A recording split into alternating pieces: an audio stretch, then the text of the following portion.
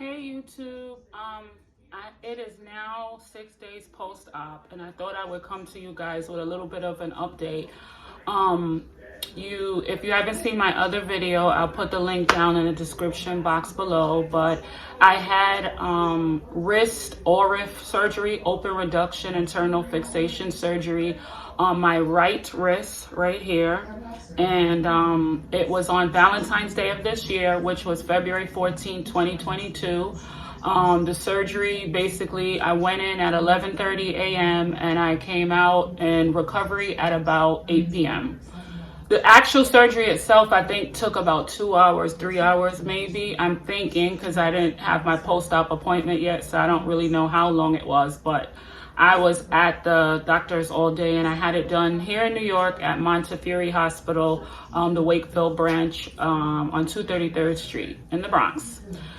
So I am exactly 6 days post-op. So it is now February 20th, 2022. I had the surgery February 14th.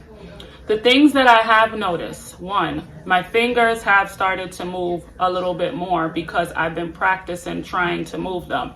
And as you can see in this video, I don't have my sling on because I'm resting my arm and elevated it on pillows right now, which are right here. I'm going to turn down so you can see. So my arm's elevated on pillows right now. So basically,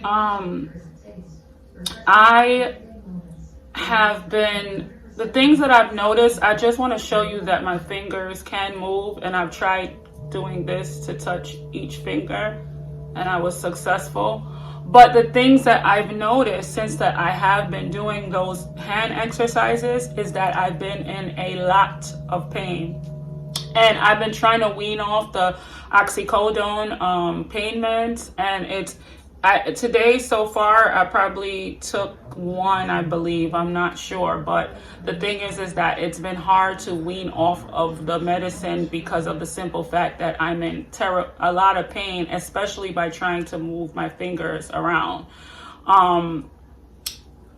Last night I didn't sleep very well at all. Day 5 going into day 6. It was really hard. I was having nightmares that I wanted my hand chopped off. Was having dreams that my hand was cut off. And the pain level, I would actually say that it is a level 10 pain. And it's kind of hard because like I said, if you look at my channel, you'll see that I've also had thoracic spinal fusion. So I've had that. And that seemed very unbearable at the time, and I know I was in pain as well. But I feel like when it's your arm, it just feels a little bit different. It just hits differently in another spot where it just feels like completely like, oh my gosh, this is like the only thing that I could compare the pain to. It feels literally like someone has a lighter or fire, and it's just under your arm. And the pain that I have is all up here, like it's the whole arm, so it's the whole radius. And especially when I try to move my thumb, because I know that the radius, for those of you that are familiar with the human body, the radius is on the thumb side. The ulna, which is your second bone in your lower arm, is on your pinky side. So my surgery, basically, I fractured my radius at the distal end, which is the end that's further from the elbow but closer to the wrist. And the thing is that my bones were, my radius was jammed into my carpal bones, which are my wrist bones. The wrist is made up of 8 tiny bones, and my radius, basically, because I tried to break a fall, so my radius bone, that long bone right here, basically jammed into the wrist bones. And the cartilage was kind of torn and destroyed, so which is why I had to have metal put in my wrist. So I don't even know. The doctor explained how big the metal is. It's pretty decent in size. I don't know how long the screws are. I did look at my post-operative report somewhat, but it wasn't very detailed. But I am curious. My post-op appointment is February 28th, so I'm really anxious to look at some of the pictures from surgery and hear exactly what was done to me, because I like to know what's going on with my body. In New York, we did have a little snow, light flurries yesterday, what's called a snow squall. And I have noticed, I guess because I have metal, and this happened with my back as well, that with weather changes and changes in the barometer and things like that, I have felt an intensity in the level of pain that I have, and I'm hoping that that goes away.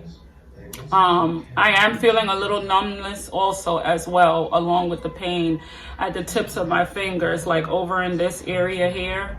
And I don't know. I just can't wait to get over that hump of where, you know, the pain kind of goes away.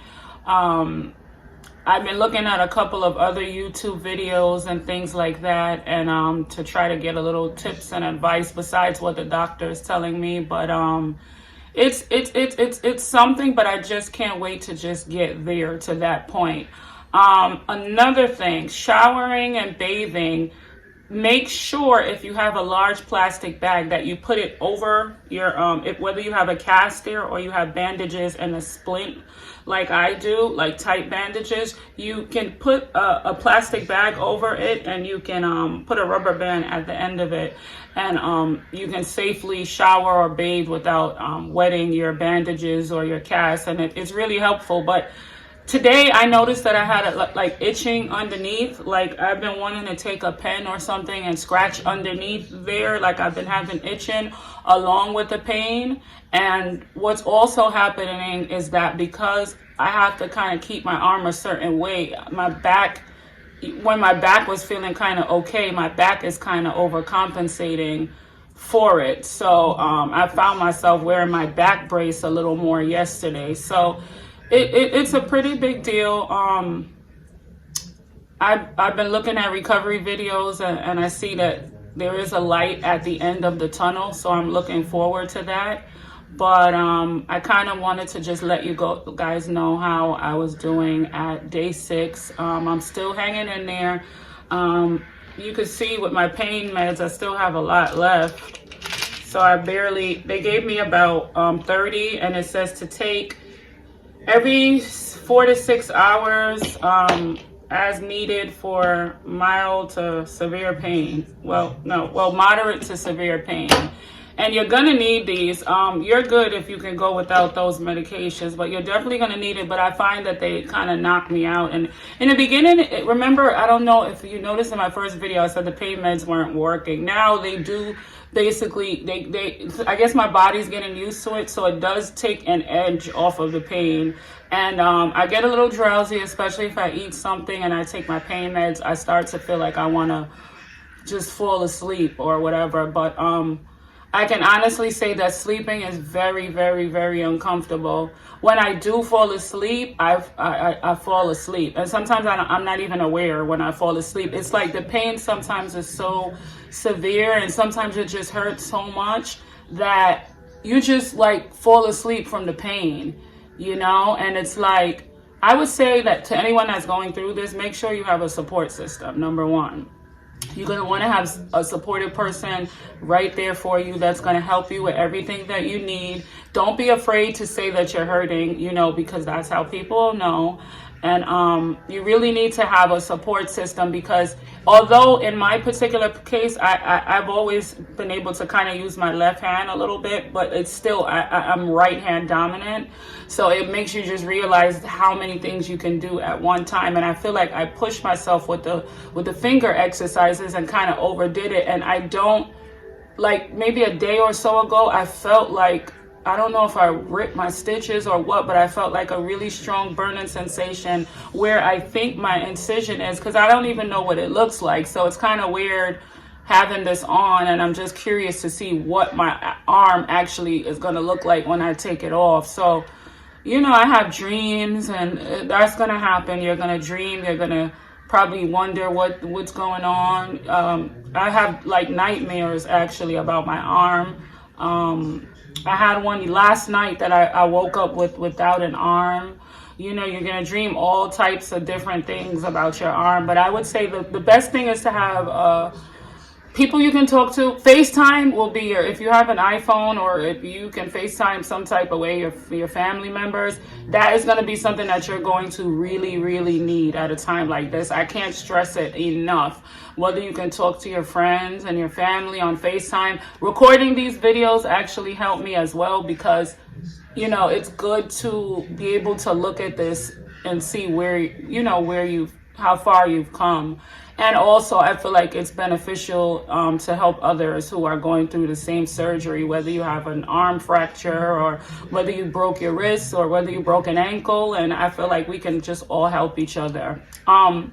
I did join a fracture support group on Facebook, and I feel like it's very beneficial. You can talk to different people who are in your same situation. I also have a thoracic spinal fusion group. Well, I don't run that particular group, but there's a great one on Facebook for any of my followers who've had thoracic spinal fusion or spinal fusion, because you'll find a lot of answers to common questions, and you'll be able to connect with people who are like-minded, who's been through your particular experiences and surgeries. And it's pretty cool. But I would say to those who are having surgery, hang in there. To those who are healing just like I am, hang in there. There is a light at the end of the tunnel. And I will update you guys. I'm thinking probably on my post-op day, I'm going to try to bring the camera in there and let you guys see my incision and what my arm looks like, and maybe ask my doctor a couple questions if he's with it. But if I do feel like posting in between, I'll definitely post a video and let you guys know how I'm doing, if anything changes between now and then. Again, this is my arm trying to wave goodbye to you. And my splint is somewhere over there. But I've been resting. I haven't tried to drive or anything like that. My doctor did put on my discharge instructions that there's no driving, and I believe that I can't drive for 6 weeks. So he did put that there's no driving allowed, which I could imagine, because if you're driving, you need your instincts to jerk the wheel real quick, and then you don't want to kind of put, the cars actually, our vehicles are heavy. So if you think about it, like trying to park or double park or turn the steering wheel, that takes a lot of strength. And then if you got new screws and rods in your arm, and you just got stitches, you got a new incision, and your wound is pretty fresh, you don't want to risk ripping your stitches apart, or, and you got metal in you. So I wouldn't advise anyone to drive. I mean, it's up to your physician. I would say follow your physician's orders. But anyway, hit the like button below. Please subscribe to my channel. It's soy_sweet99. Again, that's SOYSWEET 99 on YouTube. Thank you guys, and have a blessed afternoon, blessed day, blessed morning. Bye.